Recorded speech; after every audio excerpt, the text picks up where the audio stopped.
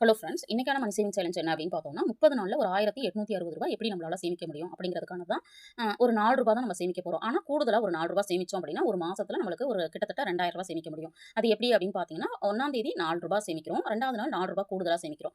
4, 8, 12, 16, 20, 24, 28, 32, 36, 40 இப்படி நான்கால நாட்களை பெருக்கிக்கிட்டோம் அப்படின்னா ஒரு அமௌண்ட் வரும்.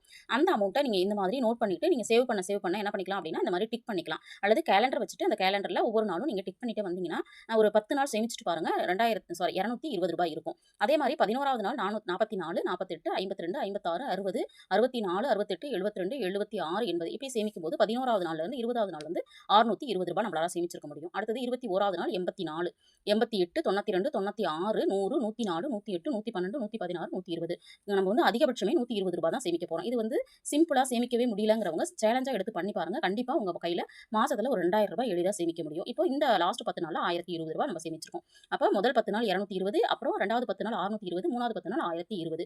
அப்போ டோட்டலா 1860. இப்போ இதுல வந்து ரொம்ப சிம்பிளா சேமிக்கணும்னு நினைக்கிறவங்க முதல் 10 நாள் மட்டும் சேமிச்சா கூட போதும். 2வது 10 நாள் ஒரு ₹600 சேமிக்கணும்னு நினைக்கிறீங்கன்னா, இத வந்து நீங்க சேவிங் சேலஞ்சா எடுத்து ஒரு 10 நாள் இப்படி சேமிக்கலாம். அல்லது 3யுமே யாரெல்லாம் சேமிக்க முடியுமோ 30 நாளும் நான் சேமிக்க போறேன் அப்படின்னு நீங்க சேமிக்கவும் செய்யலாம். இந்த மாதிரி சின்ன சின்ன மணி சேவிங் சேலஞ்ச் நீங்களுமே பண்ணி பாருங்க. உங்க கையில எப்பவுமே பணம் வந்து இருந்துகிட்டே இருக்கும்.